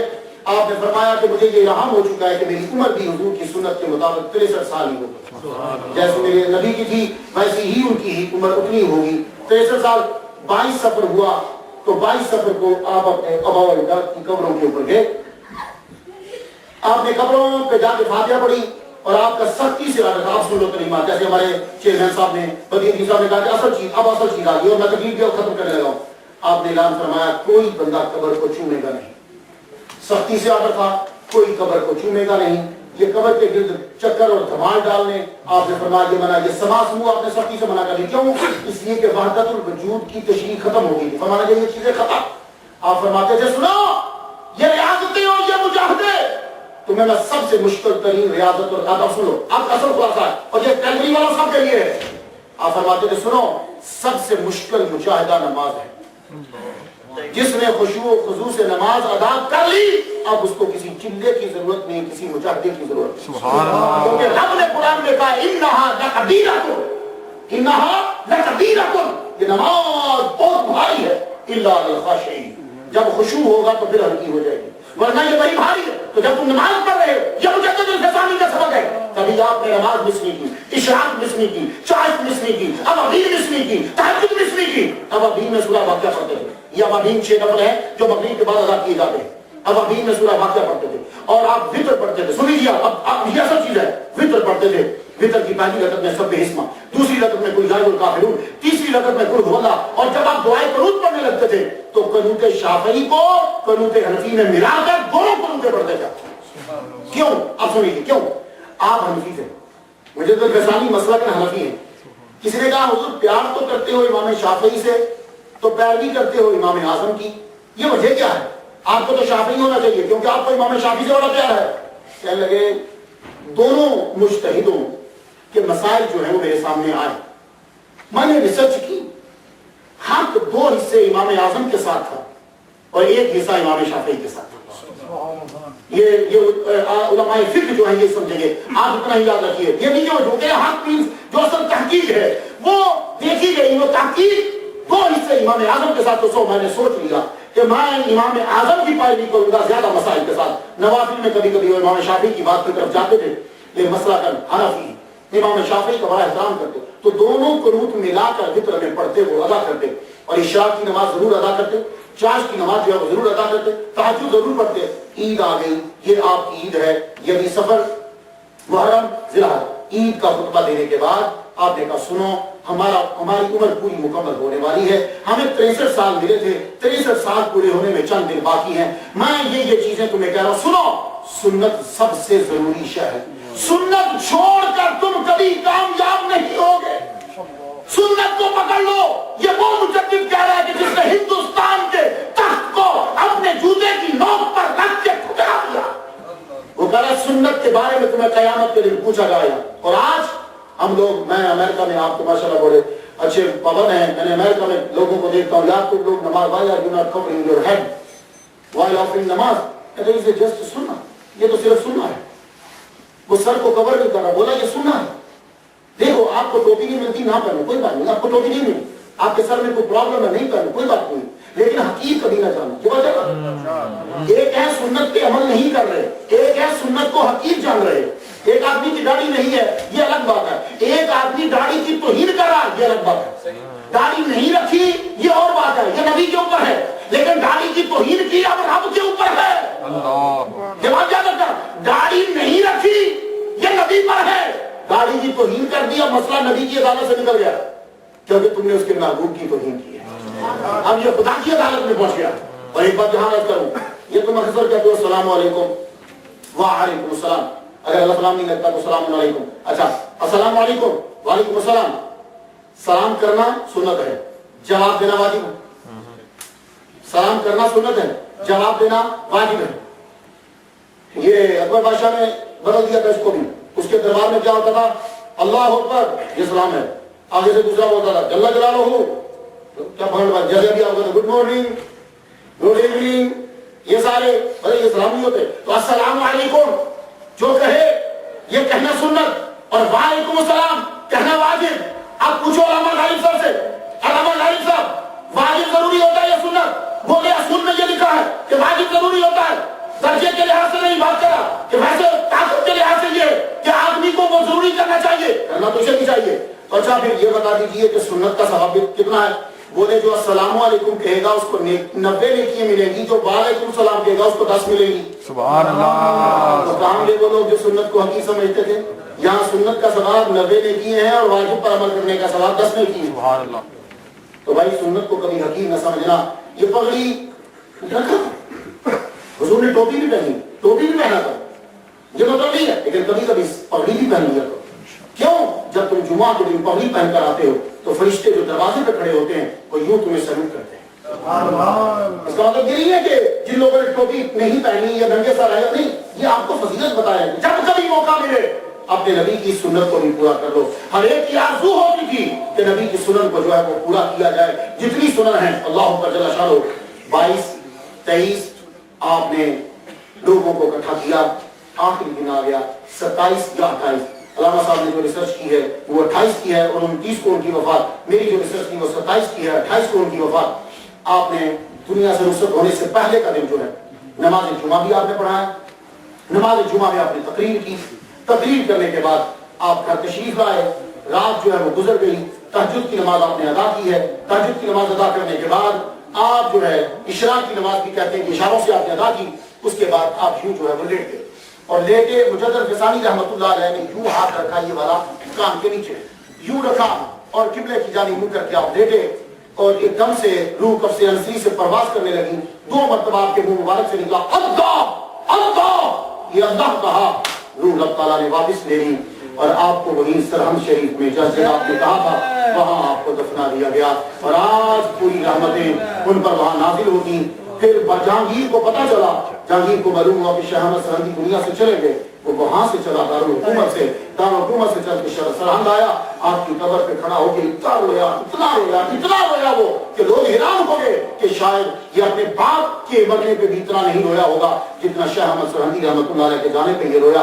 वाकई ही रोना चाहिए, इसलिए कि जब एक आलिम दुनिया से चला जाता है तो पूरा आलम मर जाता है, पूरा आलम मर जाता है। मुजद्दिद फिसानी रहमतुल्लाह अलैह की कलिमात सैयद बकीर साहब ने आपको मकतूबात की शक्ल में दिखाई है। आपकी वो कलिमात आज भी मौजूद हैं। आप सब के सब लोग जो है कलिमात को पढ़ो और इनको जो है इनकी कलिमात अपने बच्चों तक पहुंचाओ। अल्लाह ताला से दुआ करते हैं कि अल्लाह ताला हमें भी इल्म हासिल करने के बाद आगे हुजूर सल्लल्लाहु अलैहि वसल्लम के पैगाम को आगे पहुंचाने की तौफीक अता फरमाए। तो आखिर दावाना अल्हम्दुलिल्लाह। नारे तकबीर, नारे रिसालत, या रसूल अल्लाह। बस आखिर में मैं अपने मोहतरम मेहमान हज़रत अल्लामा मौलाना सैयद मुख्तार हुसैन नईमी साहब का बड़ा मशहूर हूँ कि आप अपनी मसरूफियात में से आपने वक्त निकाला और आप यहाँ तशरीफ लाया। माशाअल्लाह, क्योंकि मज़ा आया नहीं आया? सुभान अल्लाह। अल्हम्दुलिल्लाह, ईमान ताज़ा हो गया। अल्लाह तबारक व तआला अल्लामा साहब की उम्र में, इबादत में, सेहत में, रिज़्क़ में, इल्म में बरकत अता फरमाए। इंशाअल्लाह कल हमारा प्रोग्राम एडमिंटन में है, तो इंशाअल्लाह सुबह हमने 8 साढ़े 8 बजे के करीब निकलना है। वहाँ पर ज़ोहर के बाद प्रोग्राम है। अब इंशाअल्लाह वहीं से शाम को वापस आ जाएंगे और फिर अल्लामा साहब हैं वो इंशाअल्लाह रात की मुकाबले में जाने पीर की सुबह जाने जाएंगे। खुदा के मोहतरम, बस आखिर में एक बात मैं आप ये भी अर्ज़ करूँ कि आप ये जो आपने सारी बातें सुनी इनको याद रखिए और बताइए कि ये हमारा अल्हम्दुलिल्लाह आखिर सुन्नत वल जमात के बुजुर्गों में दूर होंगे जो नबी अलैहिस्सलाम के बारे में क्या अकायद रखते रहे, बुजुर्गान दीन के बारे में क्या अकायद रखते रहे और मामलात में उनके क्या हालात थे, इन चीज़ों को बताइए। उनके लोगों को बिला वजह बहम हो गया है या गलत फहमियाँ हो गई हैं। तो अल्लाह तबारक व तआला अल्लामा साहब के सिर पे और आपको बहुत बरकत अता फरमाए। आखिर में मैं अल्लामा साहब इंशाअल्लाह उसके बाद तबरुक दिए, खाना दिए, प्लीज खाना खा के जाइएगा। आइए हाफिज़ साहब ये लेके आए थे हमारे